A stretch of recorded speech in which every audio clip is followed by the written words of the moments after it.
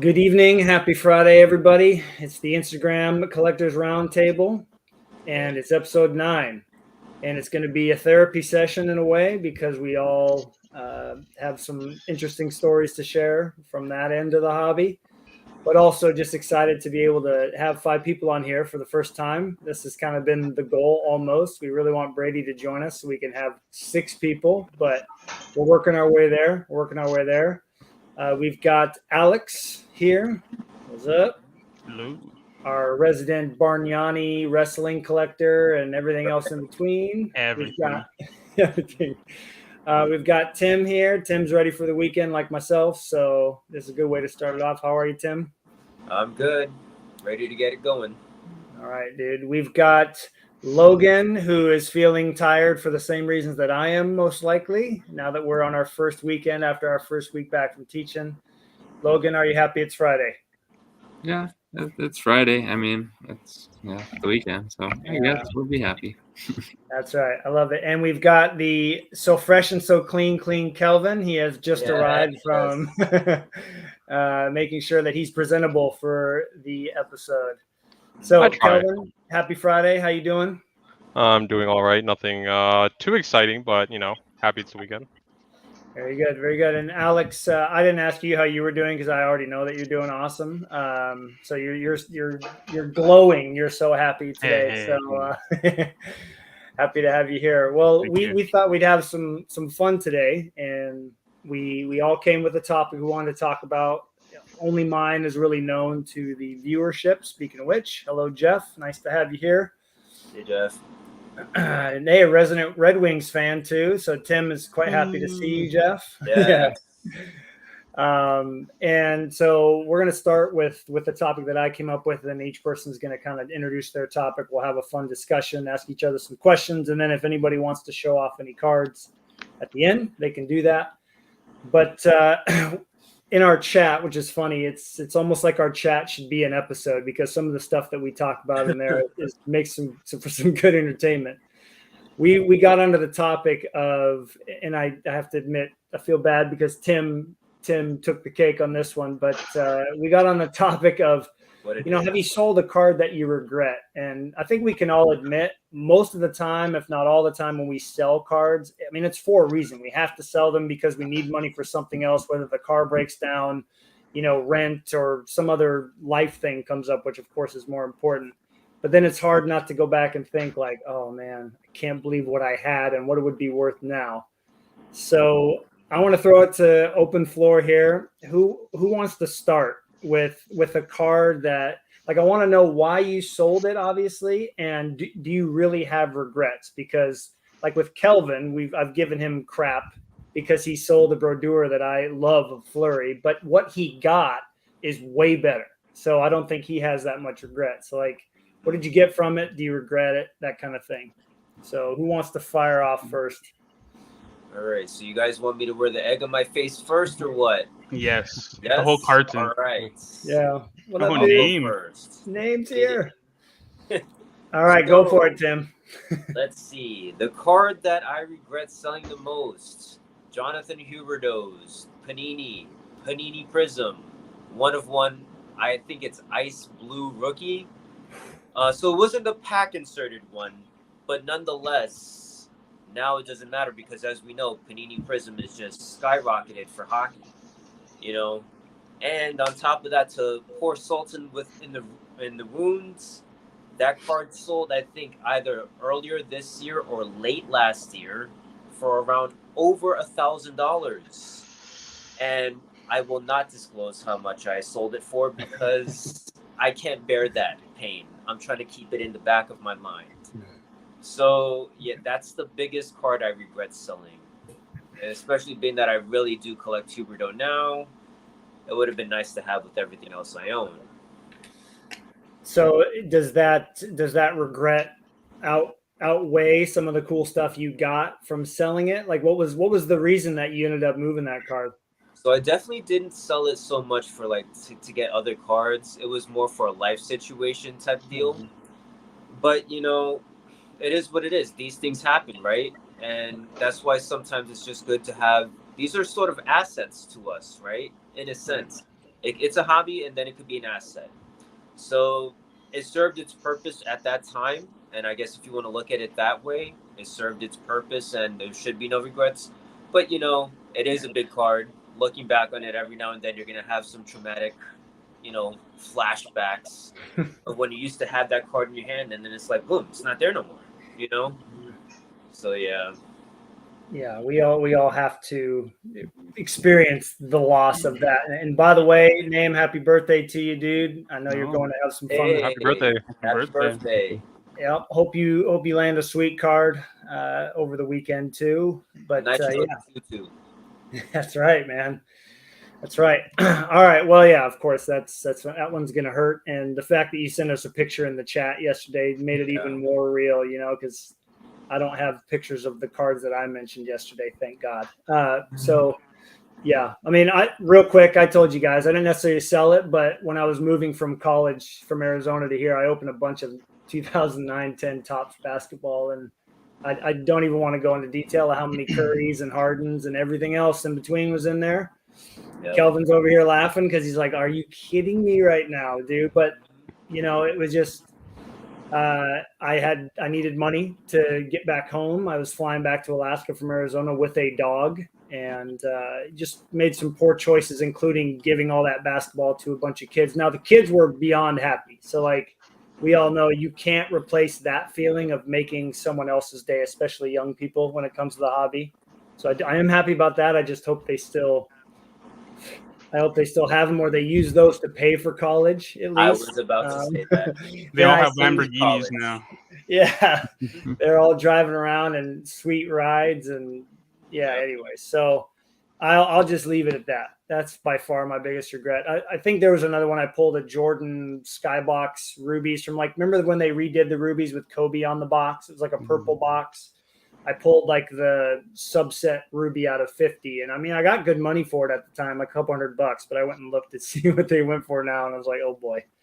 So just name a couple. So we'll just leave it at that. Those hurt, but hopefully people are enjoying them more than I did. Sure they are. All right. Who's next? I can go next. So mine isn't necessarily like monetary driven, even though it kind of, if I think of it like that, it kind of does hurt. But so like when Upper Deck Series 1 from 2005, 2006, Crosby Young Gun that year. So it was around Christmas. I think Series 2 had already come out. I'm not certain, but I bought a bunch of packs and just singles and just pack after pack, and I spent all my Christmas money buying cards, and I got nothing. But the last couple of packs I bought, I opened it up and I got a Crosby Young Guns. So I was like ecstatic. Best pull of my life by far. And then a couple weeks later, I go back to the same card show that I used to go to every weekend and open a couple more packs, and I pull another Crosby Young Guns. So just from like loose packs, I got 2 Crosby Young Guns. I'm like 15 at the time, 14, 15. So I'm like, I'm rich. For whatever reason, I'm like, oh, maybe I'll sell one. So I think the book value at the time was $350, I think it was. And so I sold mine for $250 Canadian. And it's not even the value, because I know like those cards are now worth like close to 1,000 raw or whatever. But I kind of wish I kept the card just so I can have both, because I do have one still, but just for the story alone, I wish I had both, so I could just like, hey, this is my story, and I have both cards still from 15 years later or whatever. But I sold one, and again, it's a Young Gun, right? Like there's a million of them, but I wish I kept the one instead of $250. Like what is that? That's nothing. At the time, it was a lot of money, but so I do regret that one. Yeah, it hurts. It does. Yeah. You lived my dream, though. I would try to pull a Crosby or Ovechkin Young Guns back then. I could not do it. I bought a couple packs when I was, because we're around the same age. I was like 15 years old, and went with my dad to the card shop, and they barely carried hockey too. So for them to have hockey at that point was a miracle in itself. I still even have the base cards from all those packs from 05-06, just to remind me of the lack of Crosby that I had. Nice. Yeah, it hurts. I have a buddy who bought. Still to this day, he kind of collects, doesn't really collect, but he told me, he's like, I didn't want to pay $60 or $80 for the Ovechkin, so I bought like Getzlaff, Phaneuf, Perry. Like I bought all the other guys, Lundqvist, and now like he knows. He's like, I regret it.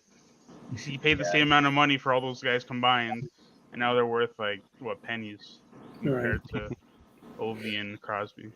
But, Man. He could take my dunce cap, and you can give it to him now. yeah, I'll give it to him right now. He deserves it. I think it's great that you still have one though, because I expected that story to go down the road of you just jettisoned both for $500, and so it's like a half bad story, but at least you're the only one of us that has one. I think that has a. I have the full set. I have the full Series 1 and Series 2 base and Young Guns. I got all of them. I got all the Young Gun sets from 05-06 to 09-10 through like those 5 years. I have all the Young Guns. Yeah. Well, the 3 live viewers will be trying to break into your house later tonight, so you might want to. I'll fight them off. Please don't. That's amazing. Yeah, that's amazing. That's awesome, dude. Didn't know that. Sneaky good collection, huh? I got them hidden away. I kind of forget about them sometimes, but very cool. Yeah. Awesome. All right, Logan Kelvin, who wants to take the reins next with their sob story? I guess I'll go next. Yes. I guess I'll go next.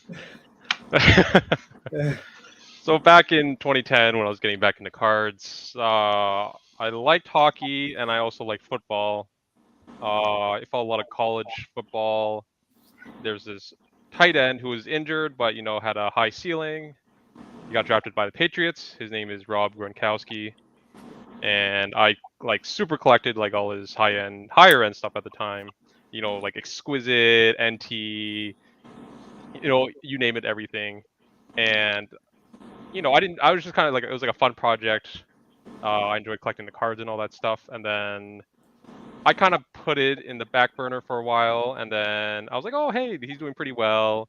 Won a few Super Bowls, but then he kept getting injured every year. I'm like, oh boy, this is do I keep it? Is it gonna go any higher, any lower? I was like, the money. I mean, I was a student then, so it kind of did matter, but like, not really.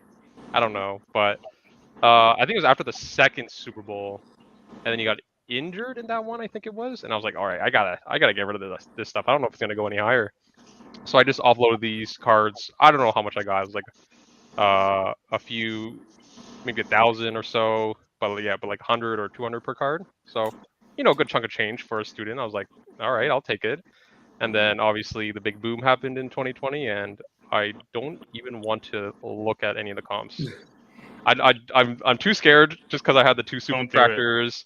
I had like a 1 of 1, the NTRPA, all this fun stuff, and I'm like, I kept a few of them, but like they're kind of whatever. But that's probably my biggest regret, because that Super Fractor Auto 1 of 1 from Bowman Sterling must be a pretty penny. Oh man. Wow. That's a tough one. That's purely monetary though, so it is what it is. Did you buy anything sweet with that $1,000? I don't even remember. I don't remember what I did with that money. Probably books, booze, whatever I needed at the time. Rent. All right. Well, yeah, don't even. I mean, he brings up a good point. Sometimes when you sell stuff, man, don't even go look it up. Like, don't, unless you're prepared to see something that's going to make you go to therapy, most likely. Not to, joke about therapy, but in a silly way for us. Like, we could all have a therapy session together and work through our woes if we looked it all up. So good thing we don't do that. I don't want to know. I don't know. I think I looked up Curry's tops rookies one time, like raw rookies, and I was like, this is a bad idea. I'm out. Yeah, don't do that. Yeah, no, can't do that. All right, Logan, bring us home, man. I'm curious because, you and I have known each other for a while, and I don't get a feeling that you have too many regrets, because you always are kind of like upgrading, wheeling and dealing, but I'm interested to hear where this is going to go. Okay, so it's not really a regret, because, I mean, at the time I was happy, but I think it was 2018. I was. What year was Owatani? Oh, 2018. 2018, yeah. So I was opening baseball, and then once that got done with, and a couple of months later, I was like, oh, well, let's go to the card store, and Optic got 2017 Optic Contenders, and I ended up opening it, pulled a Patrick Mahomes Prism rookie autograph out of it. Okay, cool. Sold it for $625 that weekend. Was happy about it because the box was 170. And in my mind, I just had this. I was like, he's a quarterback. He's hot right now. He might get hurt, so let's just do it. And then, yeah. So then you look it up around the Super Bowl time, and you're like, oh wow. Yeah. I know, man. I think those prices, those Mahomes prices, or down payments on some homes. Exactly. But as far as what I did with the money, I don't even think I did anything with it, because it was just like, oh, because it was just spend money, whatever. I have to throw the flip side at everybody. Me, glass half full right here. It's kind of cool to think that, like, all the cards that some of us have owned in our possession at some point, like, there's some amazing cards that have come through our collections, and not just sports, but Pokemon and other things, and wrestling, of course. And so I think it's kind of cool to know that we've had the experience of holding some of the cards that in the hobby are looked at as, some of the nicest that you can have, most desired. So that's also pretty cool to know that you guys have had all these cards. So I guess the last question is, would any of you want them back? I mean, it's obviously it's a dumb question in the sense, of course we would, but I don't know. I don't know if I would trade all the interesting experiences I've had that I've learned from, like, getting rid of and selling cards too soon for what I'm at, like where I'm at now. So I don't know. I mean, it's for every bad card we've lost, think about how many times you've sold at the right time, right? Many times. Yeah. Like, especially since 2020, or traded up, in Kelvin and Logan's case. I mean, like, you guys do that a lot. I mean, I think there's way more wins and steals than there is these kind of cards. And so it's nice to look back at times and remind ourselves that we've actually had some pretty nice wins. You forget about them, though. You tend, it's like everything, right? It's like celebrities say when they're reading through comments and there's like a million positive comments and they dwell on the one negative, right? So it's like it's the same thing for these experiences. It's human nature, right? Yeah. I mean, any of our coworkers, we had 19 out of 20 coworkers say, love working with this guy, easy, great communicator, blah, blah, blah. And then you get that one coworker, student, whatever, that's like, I really don't like this person's class or this person, whatever. It's like that one just eats at you, it's hard to let that go. I get it for sure. Yeah. But so I need your buddies to pick you up when you're feeling, when you're having a moment like Tim. We kind of made it fun and silly. And yeah. I mean, did it help a little bit, Tim? Did you drink a little bit less, or? Yes, I definitely did. I'm no longer on crisis watch, so I'm good. I'm good. Only one tequila. All right. But it's funny that you one thing that you brought up as far as the question is, do we want our cards back? As far as Huberto is concerned, I did reach out to that person that I sold it to. Like, I think I sold it in 2019. I reached out to him last year. I did make the effort. I threw it out there. I said, do you still have the card? Would you be interested in selling it back? Of course, I understand I'm not going to buy it at the price that I sold it to you for, given them increase in value. Yeah, it didn't work out. So I did make the effort, though. That's good. So, That's good. I have one other thing that actually connects Matt and Kelvin, and I only thought about it just now. So with my sister, we opened up a bunch of boxes years ago of 0506 Upper Deck Ice, back when they were like $65 a box, not like, whatever they are now, $700-800. And we pulled a FNUF rookie, which at the time, a level 2 rookie, was pretty big. And then we also pulled a Marty Brodeur, Cool Threads autograph out of 35. And so that is one card that I kept the scan of and I traded it on Hobby Insider for a Fleury SPX rookie. Ooh. Yeah, Whoa. at the time. Nice. But I regret it, and I wish I don't have either card obviously now. But that birder is one that I would love to have back, like that exact one. There's some that sell on eBay the same card, but that exact one, I would love to have it back just for the nostalgia again, right? Like we pulled it. It's probably like a $150, $200 card maybe, but Do you remember the serial number on it? In I would case it have. ever shows up? One I just sold have. actually yesterday. So Did it? yeah. Yeah, I kind of track. I have a save search for them. I don't know the serial number offhand, but I have it saved somewhere. And there's only 35 of them, I believe. So Yep. it's one that I would love to have back. What do you mean you made the right decision? What are you talking about? Yeah, I got rid of both. I don't even know what I traded the other one Oh for. yeah, no. Jeez. Yeah, it's funny. It ties you guys together.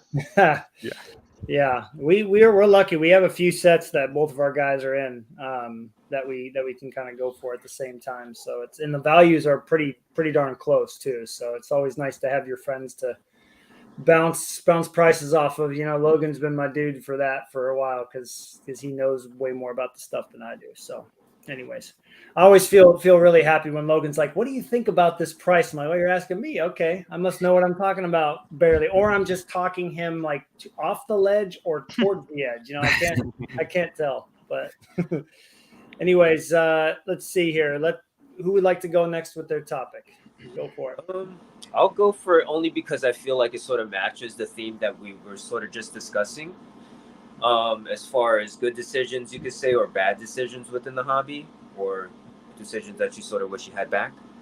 So for me, like one thing I'd love to talk about, and maybe this applies to some of us, but player collections or prospecting that we hit on and missed on. So like, let's say, for example, I'll go first, right? One of my first times ever prospecting was in 2013, so 13-14. And I remember for me as a Red Wings fan, the first like 10 to 15 games, Tomas Jurko was lighting it up a little bit. He was putting on some flash. He even had a good game against the Maple Leafs where he just bulldozed somebody right in the front of the net for a nice forehand backhand goal.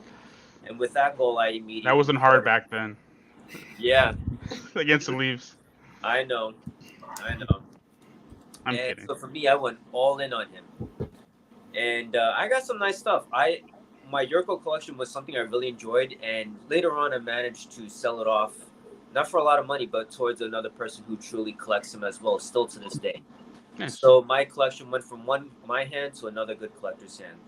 But nonetheless, you know, I can't say that it was a successful, you know, as far as statistics goes or career-wise. So for me, that would be one that sort of didn't go out the way planned. But then on the other hand, I bought a whole ton of my Sebastian Aho collection, unfortunately, in 2017 when prices weren't crazy. And the collection I have from him now is probably my best appreciating valued collection I have in my whole hockey collection.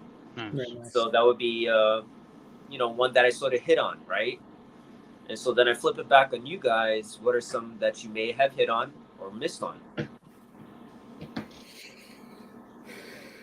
I'll go first, I guess. I've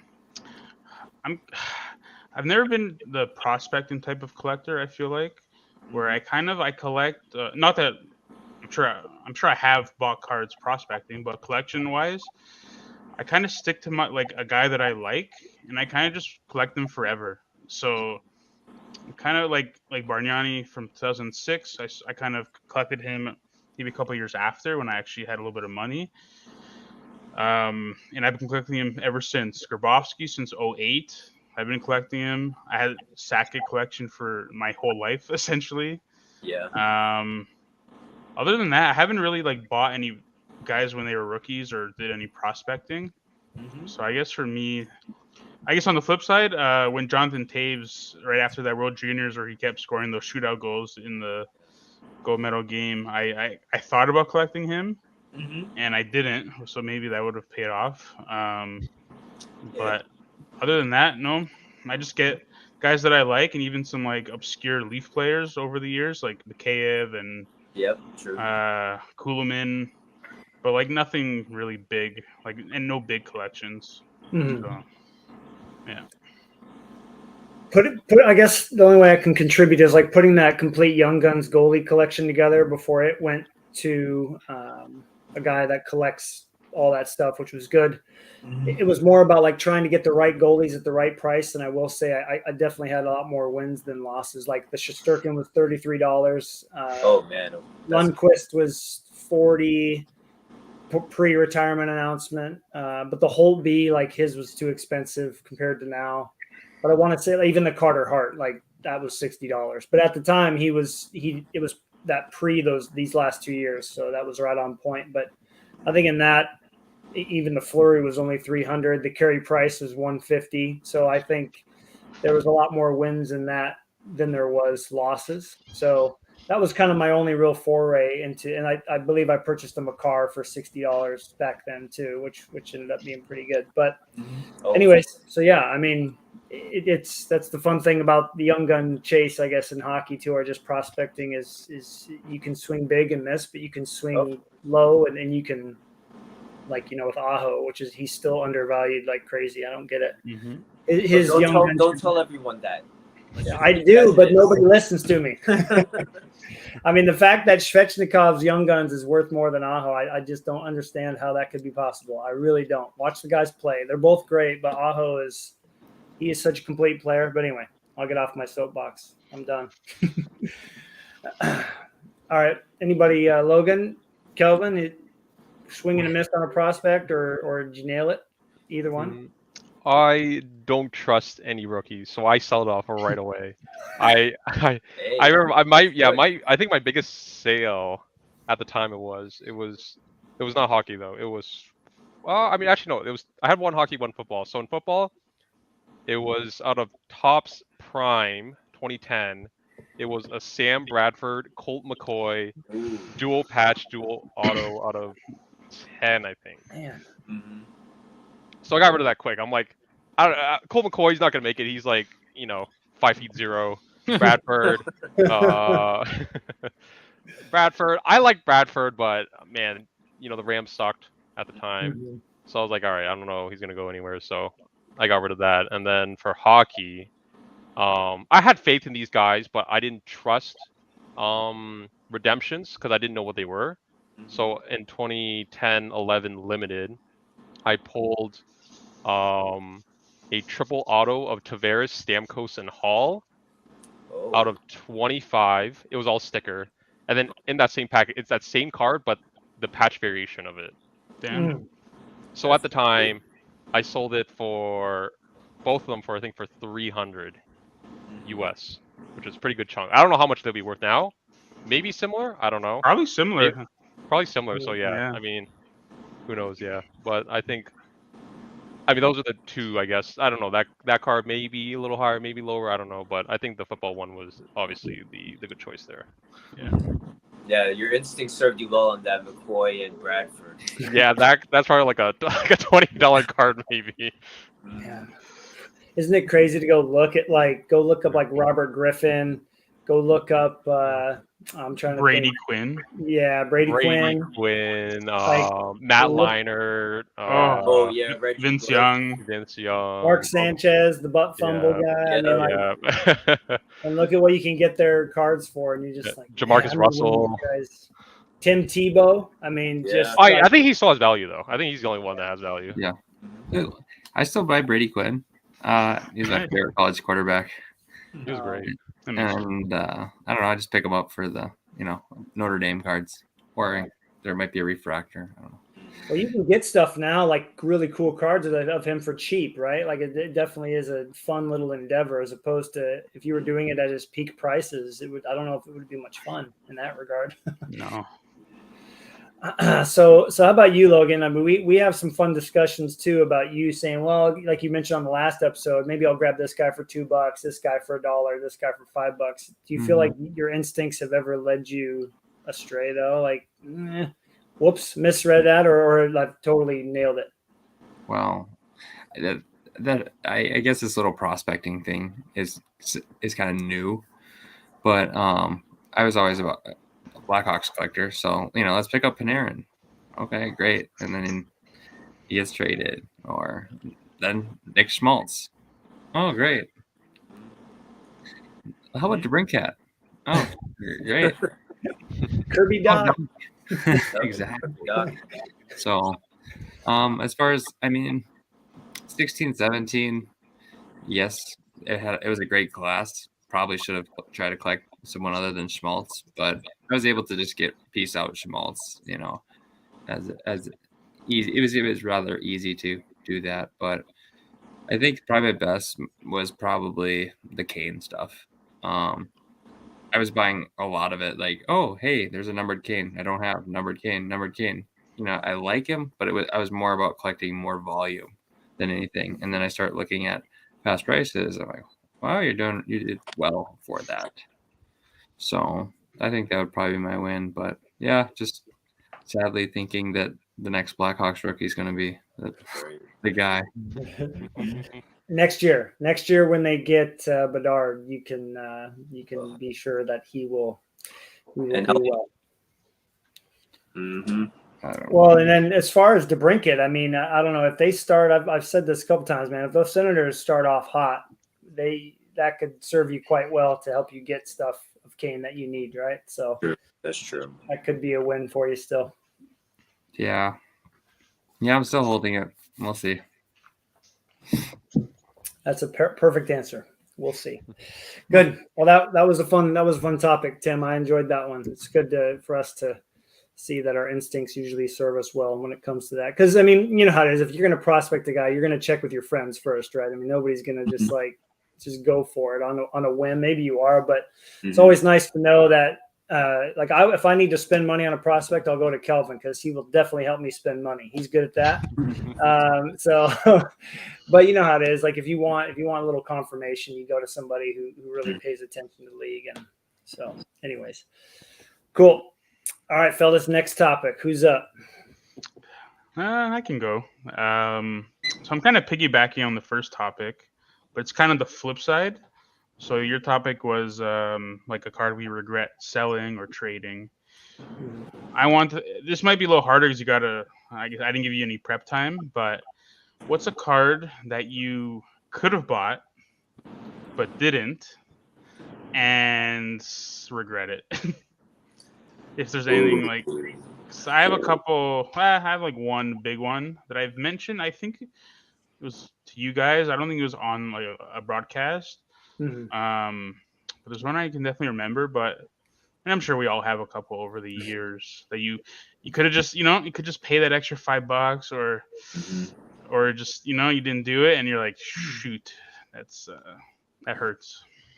Oh. Yeah, I'm sure we all have one. I think I got mine. Oh man, I want to hear Tim's.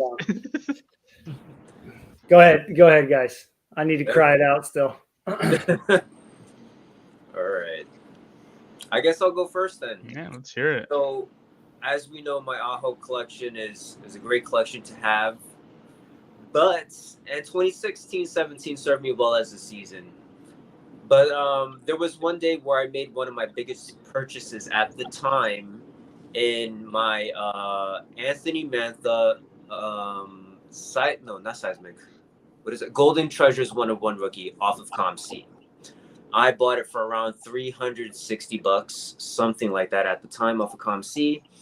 And during that time, I saw the Sebastian Aho Golden Treasures non-autographed rookie, because I have the autographed 1/1, but the non-auto, for $200. Yes, $200. And I said to myself, let me be responsible and not spend more money. I had the money, but I wanted to be responsible. I wish I knew you back then. I wish you would have bought that, and you would have bought another card that same day. Mm-hmm. And of course, there was the E-Pack achievement, Shields, rookie Shields. Sebastian Aho was sold for I think $200 to $300. Mantha, maybe something around there too. Yeah, those 2 cards, Aho cards that I missed, I think are in one of my main Aho competitors collection, who has like everything else I don't have. So anything super high end or one of ones, it's all with him. Mm-hmm. But I remember the origin stories of those cards, and yes, I could have had them, but responsibility got me. Trying to adult, you know. I'm sorry we brought you so much pain in this episode. Yeah. I'm telling you, man, we're all gonna need to go have a group hug and hug this thing out, because we're gonna be feeling some pain when we're done Oh here. man, Mm-hmm. that's rough. Yeah, that's pretty rough, man. It's so tough because these 2020 post 2020 prices, I mean, it's a completely different realm. You know what I mean? So like, had we continued at the same trend and COVID, all this stuff never happened, it would still sting, but it wouldn't sting nearly as much as thinking how much it would sting now. So Kelvin has this card, and ever since I didn't buy it of Flurry, I regret it because it's out of 5, and I know where all of them are. I think What? Really? One, yeah. Damn. The National Treasure's Flawless Diamond out of 5. Oh man. Yeah. So the Flurry came up, and I literally in my mind went, it's kind of a gimmick card. Yeah. So it went for like 300 something. No idea who got it, because Kendall had his, Chris has his, and yeah. So I let it go, and yeah, I regret that a lot, because I wasn't nearly as serious about Flurry. I was still moving some of my A-Rod stuff, so I didn't have money to spend really, and I should have just bought it and figured it out later. So Yep, that's mine. That will always be mine. I don't think I'll ever get over that one until I get one back in the collection, which might not ever happen. So You'll get one. It's out of 5, dude. Like, You'll get out of 5. But I've accepted that it might never happen. So I use that as a lesson. If cards of that caliber pop up, you have to find a way to make it work. Like, other than maybe selling a kidney, you have to find a way to make it work. So you gotta do what you gotta do. Yeah, I just hope a shield doesn't come up, because then things are going to get really interesting. I don't know what I'm going to do then. So yeah, but anyways, that's mine. But we'll find one for you, Matt. We will. I want to find the one with the metal Stanley Cup in there with the autograph out of 10. I think that one's a little more realistic to find first. So the buried treasure. I think that one might be just as tough, if not harder, because there's a few people that collect that. So I need Jeremy, now that Jeremy's got a new job, I need him to be like, I need to get rid of some of my cards, man. I don't got time for all these. Like, hey, I know which one I'll got your hands there, buddy. But you never know. People's that's the one thing I've learned in this hobby is people's collecting habits change, or people sell off for whatever reason. So there's cards that are buried in a PC, and if you just keep, hey, you still have that card? Hey, do you still have that card? I've had cards where I never thought I would sell, and then I sold it, right? So things change. All right. That's true, actually. Yeah, it's such a tough thing to feel like it's a good time to reach out, especially when you don't talk to somebody a whole lot. Like with Chris, I've hit him up a few times, like, so if we did do a deal for the diamond, and he's very attached to it, and so you don't push it, you just kind of like, oh, great. So how's everything else with life, whatever. But I might have to. Maybe this is a sign. Reach out. But anyways, I'm finished. Who would like to go next? Card that you didn't buy. Go ahead, Kelvin. Go ahead. All right. Yeah, mine. It's 2 of them. I forget which one of the years was. It's Cup 0809, chirography of Brodeur, and that's when he ascribed the 552 wins, and he also did it for the emblems of enshrinement as well. I don't know if it's from the same year or the year after, but it's around that time frame. And I mean, back then there were like $100-ish or so, and I'm just like, it was probably like a $20, $10 difference at the time, but I never ended up picking up, and here we are, and it's probably like 10x that, or at least they're trying to ask for 10x that. I'm like, yeah, I'm probably not gonna pay that much for it, but it's tough. That would stick a little bit. Yeah. I'm surprised that you're mentioning a cup that's not like, or a card that's not super shiny. That makes me happy. I'm proud of you for like wanting an autograph from the cup. It's like the rare ones I want, because I mean, like, you rarely get inscriptions, so yeah, those ones were really cool, and I wanted them for so long too, and I just whatever was too cheap for the $10 or $20 difference. Hmm. But it was a lot back then, to be fair. So Right. All right, well, I'll go. Mine is a little bit different from what I collect because now I pretty much collect. I'm very picky. I buy everything, but I am picky within those parameters where I lean heavily into the rare stuff like 1 of 1s and out of 5 and all that stuff. But so yeah, so this one's a little bit different. But around like 2018, I kind of got a little bit like tired of not tired, but kind of bored with just collecting Bargnani and Grabowski because I had like almost everything, and just nothing was. When you're on eBay and nothing's popping up, you just want to buy something, right? So I kind of felt like I had all my eggs in kind of the same 2 baskets. So I started buying kind of like not as rare, like commodity kind. I hate using those type of terms, but commodity type cards like Ovechkin Young Guns and that stuff like that. So I bought like an Ovechkin Young Gun BGS 9.5 around that time for like $150, and right? Yeah. Wow. Yeah. Actually, it was $130 I paid. Yeah. So I bought like a lot of decent cards, like cool cards at that time. But one that I did not buy, it was on Hobby Insider, the forum. I wanted an Ovechkin Future Watch autograph. So they're out of $9.99. And some guy was asking like $450, I think, for $350 or $450, and I'm like, $450. That's a lot of money, right?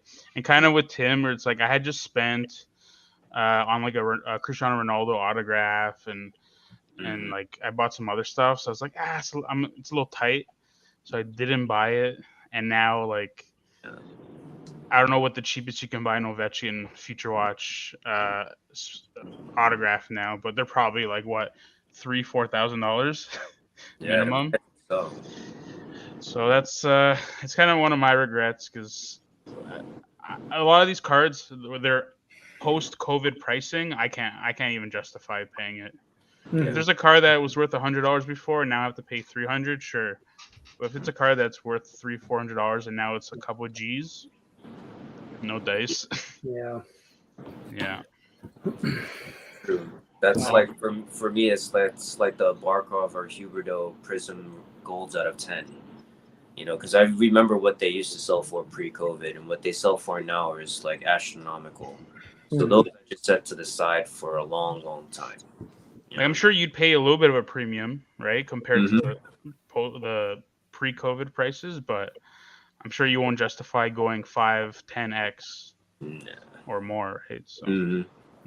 Especially the bigger cards, man. You just can't. You know what I mean? Like a Fleury Shield is not going to be $900 like Chris got a couple for. I mean, we're talking probably $3,000 to $5,000 depending on the set it comes from. So it's almost impossible to even consider doing something like that. It's just not manageable. You got to stay within your means, right? Yep. And like, how are you gonna feel after you buy that? You're probably gonna be like, still kind of regret it, right? I mean, it depends. If Kendall was like your favorite shield that you want from the 09-10 Ultimate, I'm going to sell it to you for like $4,000. I'd be like, okay, well, I got to figure this out. Like a bunch of stuff's got to go because like you have to get it. But for most part, no. So. You have to get it? If it was the one, yes. That's how specific I'm being. The 09-10 Ultimate Collection shield, that one he's in his finals mask and he's got the patch and everything. Yeah. That would be my one shield. I feel like every hockey collector needs to own at least one shield of their player if it's possible, right? At some point. Yeah. But it's so almost unreasonable for the majority of us that collect to make that happen. It's like, do I get rid of like half of this case to get one shield, or do I have all the amazing cards in that case? I already know which one I would choose. So it's Sell the car, bike to work. I mean, I can do that most of the time, but when the snow hits, I'm not biking to work, man. It's not going to work. I can't afford a machine, so I almost could on the back trail there, but sadly I can't. So, Logan, how about you, dude? Let's see. Sorry, what was the question again? I can't remember. Leave it to the teachers to not remember what's asked. Any of the segment. it was a card that you didn't buy Oh, and regret it. Yeah. got it. I think a lot of it would be probably pre-COVID, but it was Patrick Kane cup cards, because you could find like an honorable numbers for about 150, 125 bucks. And at my, I was just always, and for some reason I had this thought process. Yes, I got into cup breaks and stuff and got a few cards, but I was just like, I'd rather have like a Contenders autograph of Patrick Kane rather than a cup, because it was so much more. I'd rather have all these neat cards rather than the cup, because it was so much more. And then I look back, I'm like, you're an idiot. But still learning. Right? It'll never end. You'll keep learning. That's true. And that is now your number one most wanted card, right? The Cup RPA.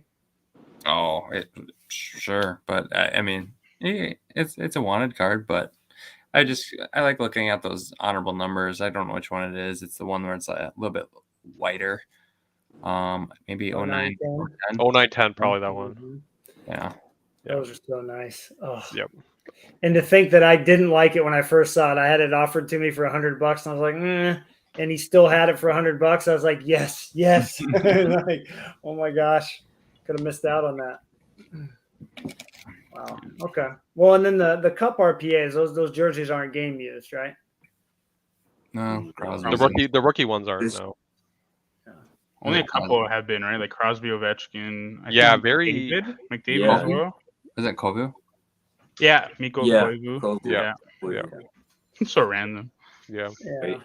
Right. Yeah, all the non-rookie stuff is game used, you're right. But yeah, I mean I don't know. Do you guys find like sometimes, especially with the bigger cards, I mean, Kelvin is probably the best out of all of us at this, like being able to say like, yeah, it's cool, but like in order to find a way to like not want that card as much, because I know I go through that where I'm like, it's a nice, like it's a rare card, and people message me like, dude, you got to get this Flurry. I'm like, for $400, like I don't even like the way it looks that much, but it's cool because it's rare, like you guys find ways to do that where you're kind of like finding a way to justify not spending money. Yeah. I'm a mental gymnast. That's my second profession. I like that. Mm-hmm. I like that. That's your new handle, dude. The mental gymnast. Yeah. Well, yeah, all the time. I mean, like my watch list is full all the time, like to the max. So I naturally can't have everything, right? So then that just means I have to let cards go after card after card after card, auction after auction. And I mean, you get used to it at a certain point. It's like, yeah, you start to prioritize everything. And even the ones that you sort of want that are within like maybe the realm of possibility, you keep making that mistake of, saying, oh, responsibility. I know we joke about it, but I mean, like, yeah, you just at some point as a collector, that's just a natural part of the process or part of thinking, Right. Definitely. Well, narrowing your focus, Logan talked about that, where he's instead of picking up every Kane, he goes for specific ones that have a look that he likes, and sure, he gets the clear cut and all this stuff, but narrowing your focus can help you do that. Kelvin is the king of shiny cards. I mean, like if it's not shiny enough to regard, then you're able to let them go, as cool as they might be to me or Alex, Tim, Logan, whatever. Like in a way, that's something every collector needs to have, where you can narrow it down enough to let stuff go, because none of us are going to have everything. We know that it's not possible. So unless the price is right, unless super cheap, then I'm like, well, if it's $5, then yeah, of course. Yeah. Well, I mean, like I'm pretty tight on money right now, and that one players club came up, and I'm like, $15. Like I don't want to do it, but I have to. You know what I mean? Like, how do you not go for that? Yeah, just eat noodles all week, and it's fine. Just buy the cards. Peanut butter and jelly, dude. Peanut butter there and jelly. Go. All right, so let's see. So Logan and Kelvin, you guys have topics. Which one of you wants to go next? I could piggyback off Alex's, because my question was going to be similar to Tim's initially, but so on that one that you almost got and you regret, how about a card that you got for a steal that you do currently still have? Hmm. And if you have it, you can show it too. All right. Ooh, that's gonna be a little. I can think of some. Yeah. Uh, I don't have it with me though. Yeah, I mean, I have the card in my head. I just can't get it with me like right now. Do you have to still have the card? in your possession somewhere, yes. Okay. Yep. Yeah. So I'm sure we all have cards that we got, I guess, got for a good prices and flipped for Mhm. Yeah. a nice Yeah. little chunk. Yeah. Yep. I got a couple in my mind. Yeah, somebody else go first. I got to figure out which one to grab. I don't know. Oh man, I mean, because I'll go first. I don't mind to go first. Give you guys some time to yeah, get go ahead. what to get. But for me, one card that I considered, and it goes back to the prerequisite of COVID versus not COVID. Mhm. So like pre-COVID, I think it was pre-COVID. I bought the Sebastian Aho PMG purple out of 5 rookie for what I thought was a reasonable price at the time, and it was a great price. I bought it for I think like 150. So we're talking around like early 2020. And then as we know, PMG hockey just went through the roof. Yeah. And Yeah. so I still have it with me, and I have the rainbow of that, and that's not a card I'm gonna let go. Probably, I can't say forever because I'm still young, and that's a long time. But yeah, it's a card that's gonna stay with me for a very, very, very long time. Damn. It's a nice card. Mm-hmm. Well, especially being that set and out of 5, like Yeah, you will likely not see that card again in any reasonable range the rest of your collecting career. I think we can agree on that, unless Sebastian Aho all of a sudden becomes a terrible player. right. You know? And the thing is too that I think out of 5 copies, I think 4 of the 5 are live and accounted for. I don't know if the 5th one has surfaced yet, but I do know that at least 3 to 4 of the 5 are in people's collections. So good luck finding that last one, because it might as well be a one of one at this point. See, Yeah. that's how I'm feeling. I know how that is. So, yep. Wow. I have to watch my phone for the next minute and 5 seconds. So can somebody go next?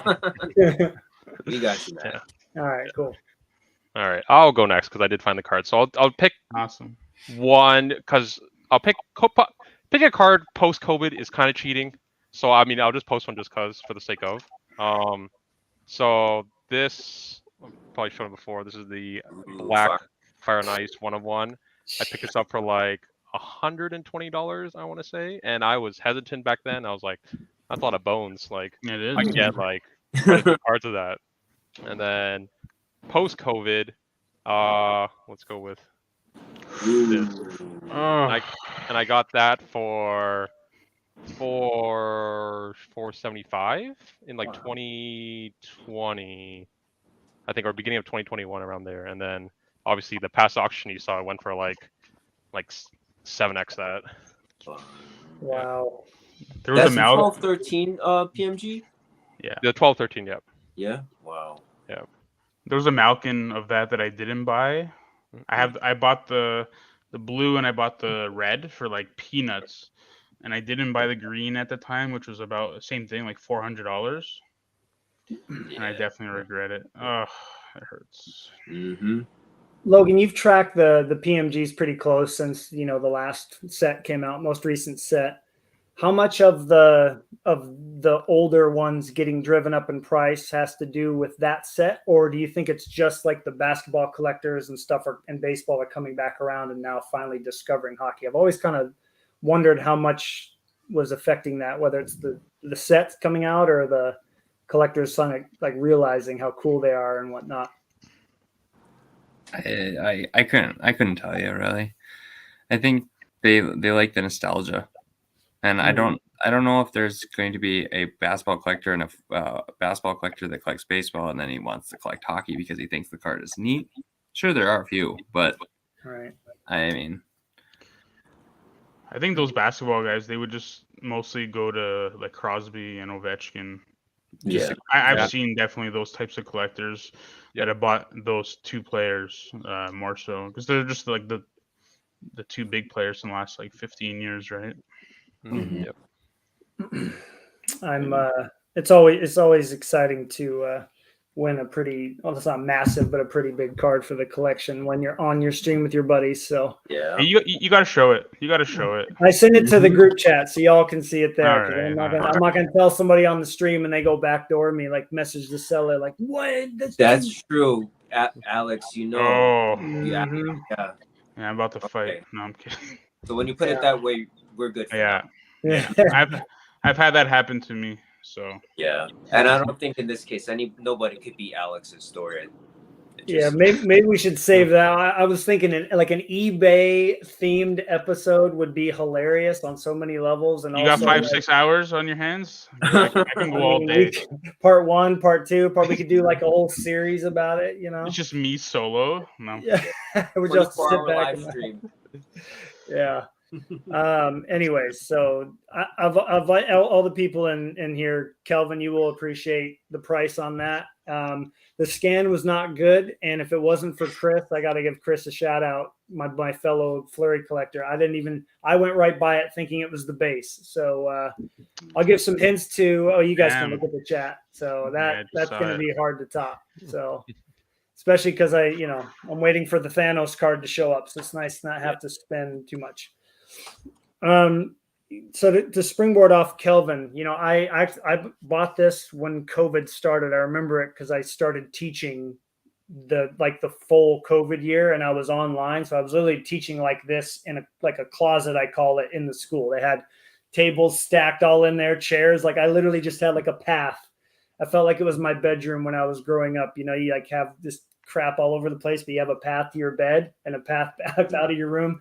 It kind of felt like that. I kind of put my desk in the corner, but when it started, this card, when I decided, Flurry is going to be my guy, I got this. I paid the most I've ever paid for a card other than one A-Rod at the time. And I was like, man, that's a lot of money. I messaged the seller and I was like, would you take $350 for this? Thinking like, I might regret this. I don't regret this at all now. I've showed this card plenty, but to think that it was $350 is just ridiculous. So let me see if I can get this figured out here. This is the card. Damn. Oh, wow. What a beautiful. And for me, it's not necessarily, obviously the patch is ridiculous, but he's wearing the jersey where this patch came from. You can see it right under his throat protector. Like that is part of the patch that's in this card. And I love that they do this. So I think it's going to be hard to ever top that. I think if any of us had our player for $350 and it looked like that, we'd all jump on it right away. Even Logan would probably buy this of Patrick Kane. We've talked about the SP Supreme patches though, right? And some of them are kind of like they're just a chunk and it really doesn't do much. But when they do these, I think they have that extra little pizzazz to them. So he has a game use pad that I paid like $200 for, which is ridiculous considering how much that one was cheap wise. But yeah, that's definitely going to be a hard one to top. So easy choice for me. I can go next if Logan doesn't have something on. You can go. Yeah. Oh, perfect. I was just doing some stuff. Oh, no worries. So mine is, again, who I collect. So for basketball, I collect Andrea Bargnani. I know he's not a household name. All the youngins probably have no clue who he is. First pick. There we go. First pick, 06, baby. Pick. Creamo pasta. Yeah, there we go. And sauce. Creamo pasta and sauce. Yeah. So I bought a card of his from the now famous 2012, 2013 Panini Prism basketball. So that's for, I know it's mostly hockey people, but for the non-hockey people, that's the first year Prism. And that's like the big set, especially the golds out of 10. All right. So again, he's not a household name. So I bought at the time, like 2013, maybe 14, I bought his gold out of 10 for a whopping $15, 15, shipped to Canada. Dang. Yeah, nowadays you can't even get a card shipped like $15. You can't even get it shipped to Canada, like just that being the shipping price. So it's funny because there's only 10 of them, and I know there's super high end basketball collectors. So I have one. I passed on one 3 years ago for $150, BGS 9.5, and I bought mine for 15. I was like, 150? Are you crazy? Are you nuts? And it's funny because in the last 2 months, 2 have hit PWCC, the same card. 1 hit eBay, and then 1 is on PWCC as we speak. So 4 of the 10 have hit eBay or a selling platform in the last 2 months. And the first one went for 900 and something. Second one went for 1,000. Yeah, Bargnani. The PSA 10 was on Probstein on eBay, sold for like lower 7 something, and then one just sold for 5 something. So they keep going lower and lower, but 5 something is kind of the base right now, 550 or something like that. Yeah. But I paid $15 shipped. We should have had you go last, dude. Nobody could or first, like, geez, that's unbelievable. Yeah, someone's like, "Oh, are you gonna go for like the one that's on PW?" Hey, whoever's watching, you can go bid on it if you want. I'm not bidding. Yeah, someone's like, "Are you gonna go for it?" I'm like, "Why would I go for it? I'm not gonna pay. Like, I'm not. You guys are teachers, 2 of you. I don't know. My math isn't very good. What's that, like 20x or higher? No, it's like 50x. But Jesus. Yeah, you already got one. You're good to go. Yeah, my brain turned off, man. After I leave the building on Friday, I'm done. Like 1 + 1, you're like, no, I'm not doing it. Not today, not right now. Yeah, that's mine. Crazy. How about you, Logan? What's your best steal, you think?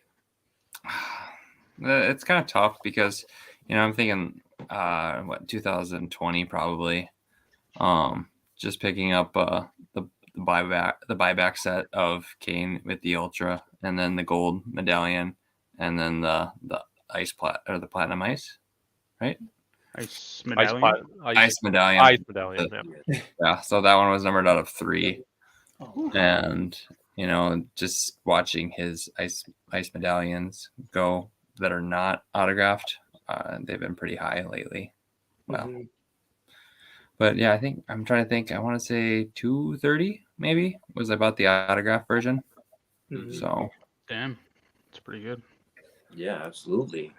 Yeah, and the other part was another one had popped up probably about 2 or 3 months after I bought one. And I was like, do I should? No, don't do it. And it sold for I think probably about 200. I was like, go figure. But we're 2 different people. I would have gone for the second, and I would have been like, "Where's the third? Where's the third?" Yeah, don't worry, I'm starting that.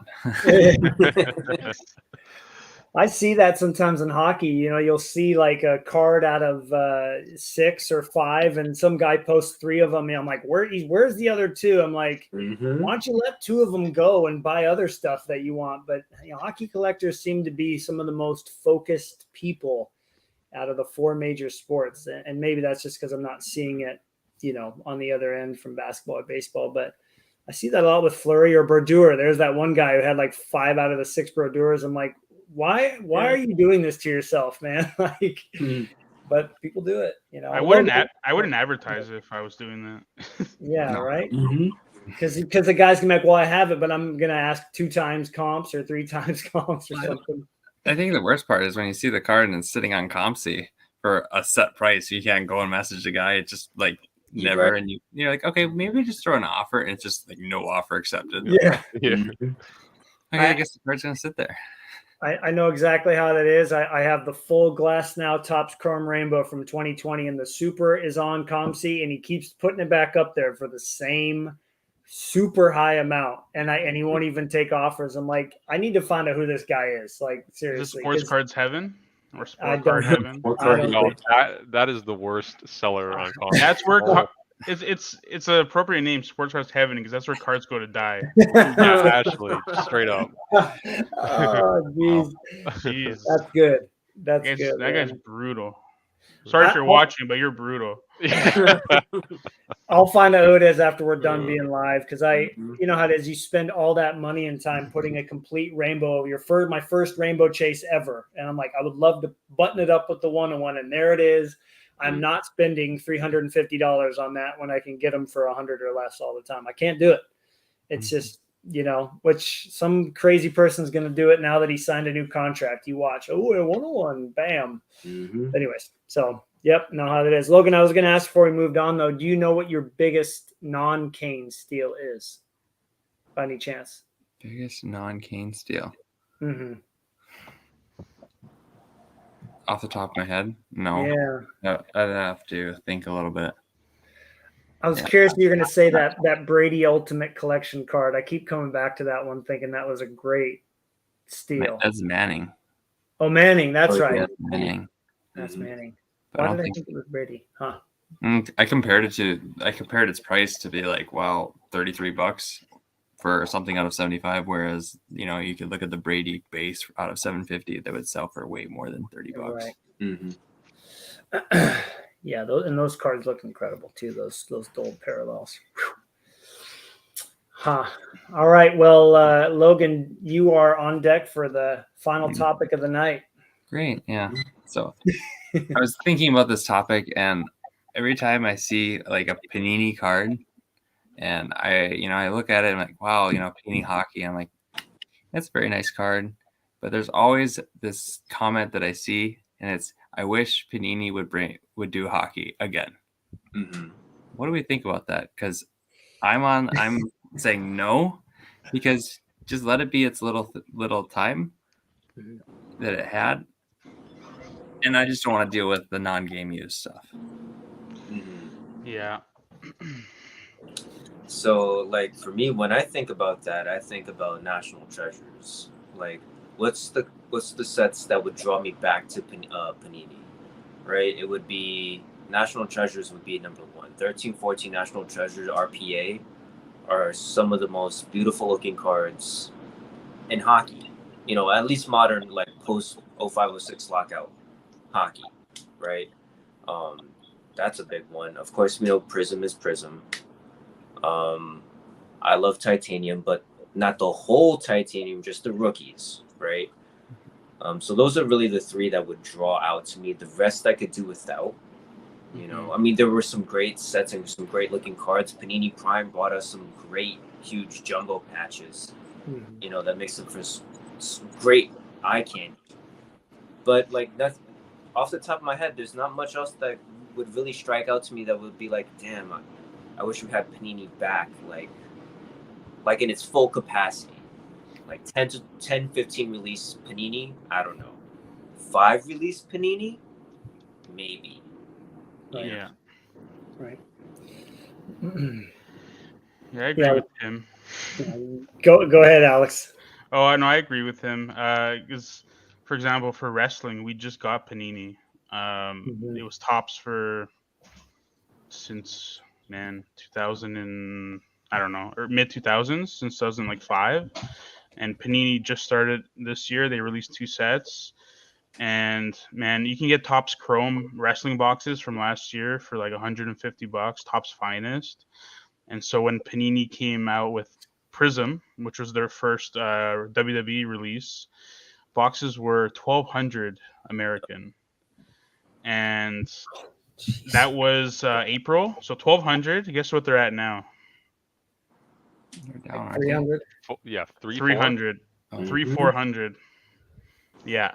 And so kind of what Logan said too, with the non-game worn, not even non-game worn, the non-player worn, like just the random from your sporting goods store, that stuff. Yeah, I would not want it back. I like Immaculate. That's I love those cards. Their Immaculate set. But other than that, I'm with Tim, where maybe give me a couple releases, but if it's gonna be 10, 15 releases, I don't want it. Yeah. Yeah. Kelvin and I are lovers of Panini, and we've talked about this off camera before, like on off camera, but like off episode and off air. And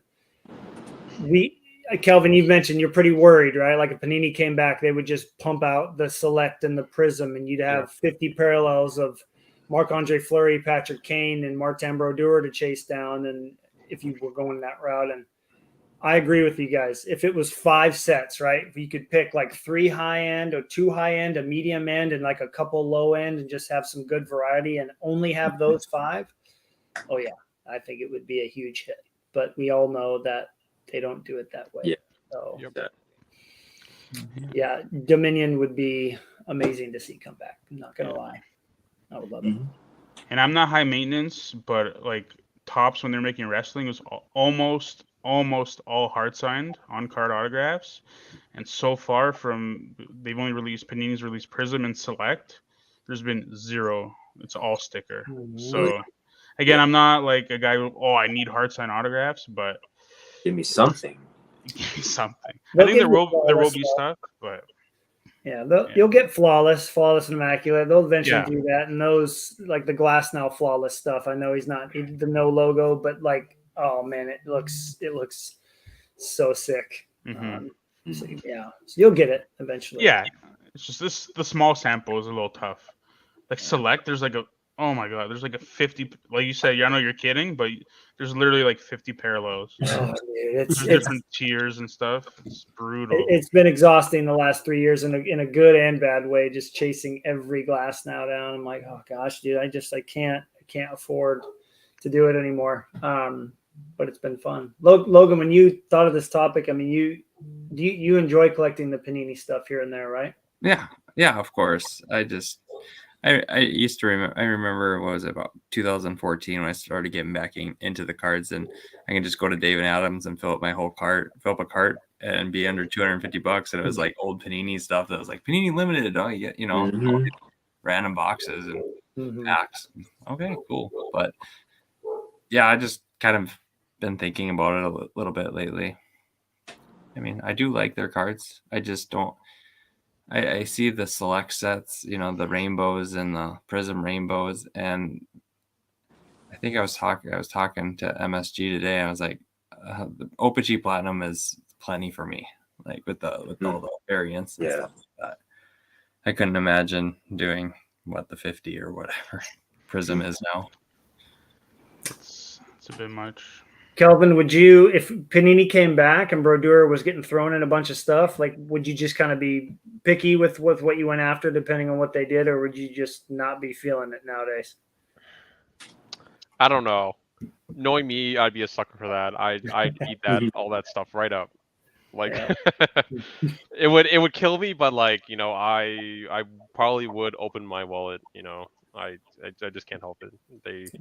They know me too well over there, so I do not want them to come back though at all. Like, I mean, this version of them, I do not want them to come back because it wasn't like this back then, of course, right? Yeah, yeah. I mean, the boxes back then were like brutal, very brutal.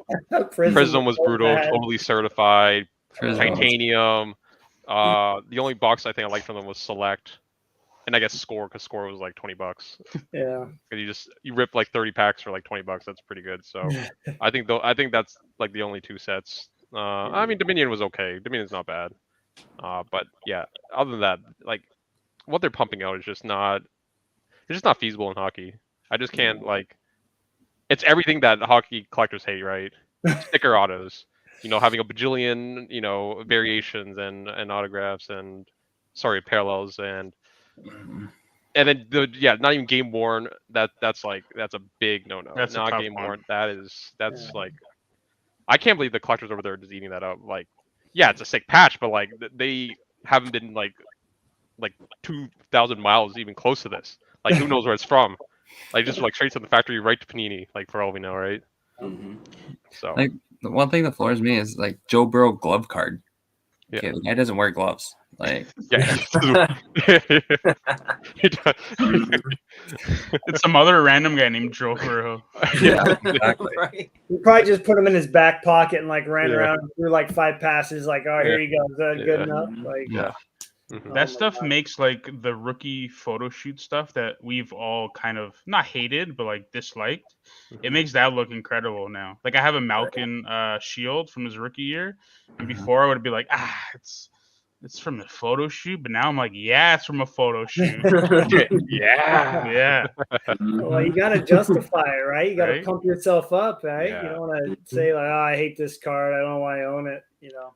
Like, So- have you seen like I guess they do it to other players, like the Luka Doncic, the National Treasures, and I know they do with other players. Some of the patches are like 88, like the jersey that Yes, he because wore. there's more like surface area, I guess, for patches, What right? is that? Yeah. Yeah. They just picked like 88. Okay, yeah, throw them in there. Well, it's just because it's just more. Yeah, there's more Yeah. surface area for patches. So then, there's just more like 3 colors that you can get from it. I'm like, Mm. or like some of them like isn't like the newest National Treasures like it's not even their name. Like wasn't like Yes. was like Kuminga's was Yeah, I know exactly what you're talking about. yeah, it was I forget what it was like it was Wiseman? James Wiseman. Yeah, it's James Wiseman. Yeah. But then it had like Jonathan Kuminga's like name on it. Wrong Yeah. name. Gosh. Yeah, Oh, that's geez. just I mean, so silly. I will say, and we were talking about this on the Eccentric Credentials podcast last night, which I'm sure everybody tuned in here and watched every minute of it. Every minute. Yeah. And the after show. Oh, Dialed there it. you go. Nice. But we did mention though that Panini does one thing well that the 90s did well, and that's they have those super rare case hit inserts. And can you imagine your favorite player on a color blast with the logo, obviously, but Yeah. like a Marc-Andre Fleury doing the diving save against Toronto? You're welcome for that, Alex. And Nah, like yeah. having that on a color blast. Logan and I actually talked. We were messing around with like graphic stuff, and Logan's like, "I wonder what a color blast would look like of Kane or whatever." And we were kind of messing around and. Like that or a Kaboom. Like, can you imagine a Yeah. Martin Brodeur Kaboom or a Datsuk Kaboom or something like? I know most of the stuff they release is not that well received, at least to us. But I will say that those case hits or the downtowns, oh, dude, those would be so sick. I mean, with the arenas behind them and the city of Detroit or Minnesota, Vegas, whatever. Those would be highlights within all the other crap. So. Yeah, I love some of those mosaic parallels, like the Genesis ones. Oh, and Ooh, Peacock. Genesis is very nice. Oh, Peacock, yeah. I'm a sucker for those. I love those. I bought a Cristiano Ronaldo one for like way too much money Yeah, those not cheap. last year, but I love those cards. I love them. They're great. Kelvin and I have had a drool fest over Mosaic. We really dig that set, and I hope like crazy that Glass now somehow made it in there again. It comes out in November or October or something, and I hope that he's in there. But that would be a fun hockey set, wouldn't it? Mosaic hockey. Oh man, yeah, that would be. Logan's like, nope. No, 2019-20 basketball Mosaic ruined me. You got some negative. I can only imagine. Too much Walmart. Oh well, I can just buy them all. Oh wow, buy I them still all. have some upstairs. Yeah, I ended up. Don't tell anyone. I was like, I gotta get rid of this. I think that's the only way I was able to hold sealed stuff is because I opened so much prior. I was like, yeah. Well, it probably, as we can agree, I think Panini coming back to hockey at this point in time would be more of a negative than anything else, unless it was like a limited, like we're doing 4 sets a year. Yeah. I think we might be a little more inclined to like it, especially if we knew they were doing game used like they did in the past and hard signed, except maybe if they did score again or Pinnacle or something, those would be okay for stickers. But yeah. I do have a question though that I think maybe we should discuss like in another episode. I know that we're out of time, but I think right now. Come on. Well, hey, we'll Okay, see how it goes. Do we want another company in general, Panini or not? Topps trying to put in their foot in the door with Topps now and the stickers and whatnot. So, out of a vote, like, would you want more competition just aside from Upper Deck, just to put their hats in the arena? Yes. Yeah. For sure. Yeah. Like for me, 13-14 was the best year for cards because you had both Upper Deck and Panini dishing out like good releases, and there's just so many good cards from that year. So, and the competition is obviously great. Having the monopoly does make things a little bland over time. Yeah. Because they obviously stick to what they are, what they're good at, what they're known for. Mhm. don't innovate as much because there's no one really pressuring them. So Mhm. I think, it'll be nice to have someone. Topps does have digital cards too, I think, for hockey, right? They do. Yeah, they Yeah, do. yeah. That's so stupid. Oh my god. Nothing makes me more upset when I see like a sick flurry and I'm like, whoa, oh, it's a Topps digital card. Are you kidding me? Like, what? Yep. Too tantalizing. But I would yeah. Go ahead, Alex. I would love to see kind of the same thing like we discussed with Panini, where a couple releases. Like I would love to see some Topps releases for hockey. Like Yes. I know it's super cliche, but Topps Chrome, like Topps Finest, like Finest is my favorite. Finest, Yeah. Pristine. I think those are my favorite. But then like at the same time, I'm not a baseball guy. I don't collect baseball, but I know like Topps Chrome. So they have like Topps Chrome. Then they had like Topps Sapphire. Then they had the Ben Baller stuff. And then they had like this and that. Yep. I can't handle all that. No. Yep. Too much. Don't give me Alex that. is not a baseball guy, while he has a Vladimir Guerrero precious metal sitting pretty in his collection. I love that card. I only have like 3, maybe 2 baseball cards in my collection. But quality ones. I like to think so. Mm-hmm.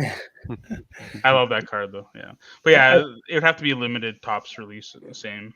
Right. Yeah.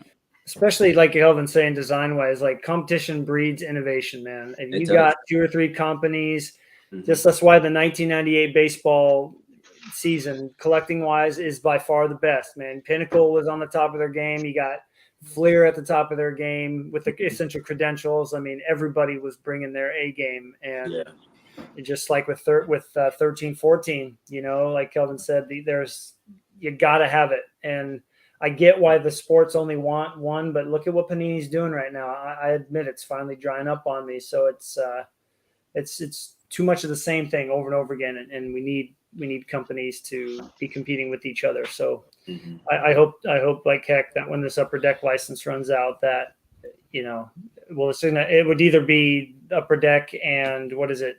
What the heck is it called again? Fanatics. They're eating up everything, so everything is gonna be Fanatics at some point. So honestly, though, would we rather just Upper Deck keep it, or do we want Fanatics to get in there as well? Because that could go in a really bad direction, man. Absolutely. Well, Fanatics is acquiring like Topps and Panini, right? So everything except Upper Deck. Yeah. Well, Panini's still speculative so far. Sorry. But, but people are saying it is, but I don't know how credible these people are. So. Because then you'd get Topps Chrome hockey and Topps Finest hockey. Yeah, but we then need Topps to do hockey again and just let Fanatics do all their other stuff. Yeah, it's good and bad. Good and bad. Yeah. Do we want to wrap up here with does everybody have a card or something they'd like to show that came in recently? Real quick, we'll showcase action. Sure. I think so. Let's see what I got. Purchases have been a little late lately. Same.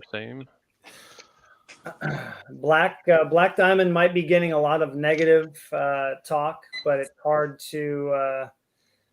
not to like the way that these look. Oh man, that looks sweet. Yeah, and of course he's got. It's gonna show my face behind it here.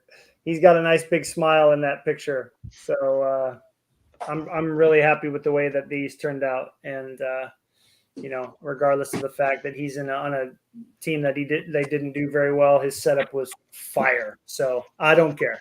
Okay, the Blackhawks got him his 500th win. He wasn't gonna get it anywhere else. Come on. Yeah, I'm happy about it, dude. I'm loving it, especially when his cards that he's in the.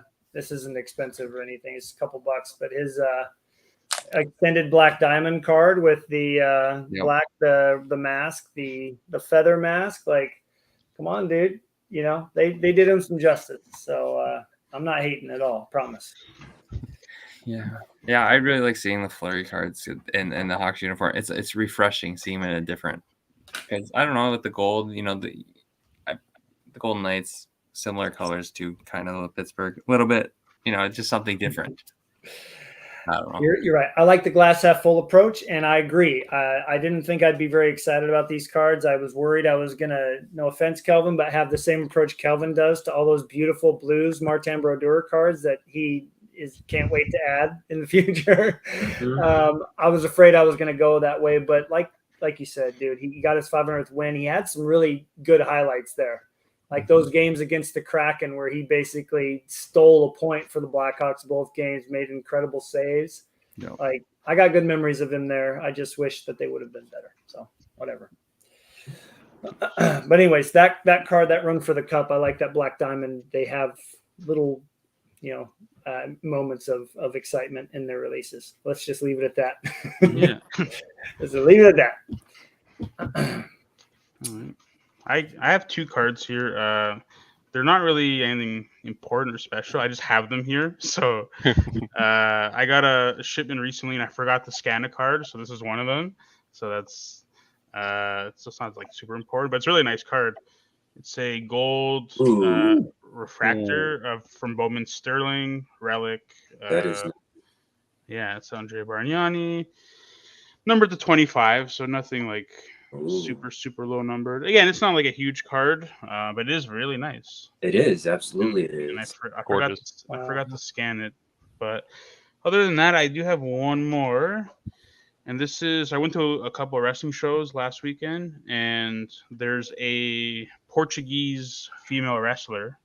Her name is Killer Kelly. Yep. Which is not Killer Kelly is not Portuguese, the name, but thanks for clarifying that. But she is from Lisbon, Portugal, which is the capital, and she did wrestle in WWE. Like they have a separate kind of brand, and she is a pretty decently big name. And yeah, I bought this from her at her table. She was like, signing autographs, had her 8x10s, selling shirts. She's really nice. She took pictures with fans, and I got the card, and I'm like, how much do I owe you? She's like $5. I'm like, $5 for pictures and cards? She's like, yeah. So I gave her like a 20 or something like that. But yeah, $5 for this card, and sick, dude. Yeah, and do you have some Portuguese roots too? Is that why it's kind of an important deal? Okay. Yeah, both my parents are from Portugal, and my sister was actually born in Portugal. Okay. I didn't make it. I was born in Canada. So okay. Yeah, 2 years after they got here. So yeah. It's time for Alex to now follow Naeem's path and do Portuguese card collecting. Yeah. I did have a mini micro barrel collection back in the day. Which he was a decent player. But yeah, I thought about it. There's not too many guys out there. Like Tavares is half Portuguese, he's half Polish. So you'd think I would get some of his cards being the captain of the Leafs, but he's half Polish, so he's not full-blooded. He's not worthy. Yeah. That's funny. Yeah. Cool. I like those cards with connections, like those personal connections, especially ones that aren't very expensive, but really fit well into the PC. So awesome. She probably got some random person to make them. She had like 4 or 5. I kind of wish I got all of them now, but so yeah, they're not released by like cards you wish you bought. Oh man, I should have gone back and damn it. Yeah, right. Exactly. Yeah. All right. Anybody want to go next? Kelvin should probably go last again. Usual. He's always got some kind of fire, man. Like you're like another one. Like gotta end with a bang. Yeah, that's right. So I'll go next because I'll start off with the sad reminder of what was supposed to be a jersey numbered card, being that I have it with me over here. This was supposed to be Lucas Raymond's MVP card out of 250, but since he wears number 23, it was listed as 23 out of 250. But of course, it's 73 out of 250, so ComC is going to be refunding me. But on a better note, being a jersey number card that didn't go through with it being jersey numbered, I'm going to go with a card that, in my eyes, in my mental gymnastics, is jersey numbered. And I'll explain it. So Kelvin's going to love this because he does this.